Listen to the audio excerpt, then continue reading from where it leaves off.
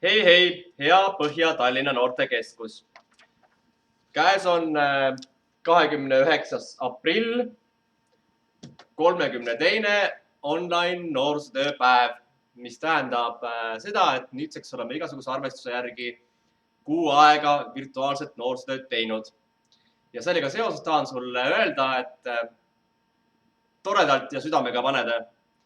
Mulle väga meeldib, kuidas sa teed online noorsootööd. Ei ole lihtne nii lühikese ajaga oma töötamise formaati täielikult ümber teha ja hakata tegema enda jaoks uusi asju teistmoodi. Sa oled sellega väga hästi hakkama saanud minu hinnangul.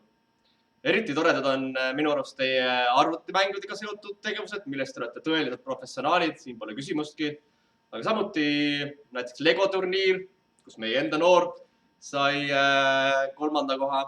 See oli väga vahva üritus ja viimasest ajast siis taimede istutamisega seotud üritus meeldis mulle isiklikult väga, kuna olen ise ka väga suur rohenäpp. Aga loomulikult ka paljud teised tegevused, mida olete nüüd siin selle kuu aja jooksul ellu viinud. Ja sellega seoses tahaksin kutsuda üles noori, kui mõni noor, Põhja-Tallinna noor satub seda videot nägema. Ole hea, kui sa näed seda videot ja sulle meeldib samuti online noorsootöö, mida Põhja-Tallinn teeb, siis anna sellest oma noorsootöötajatele teada.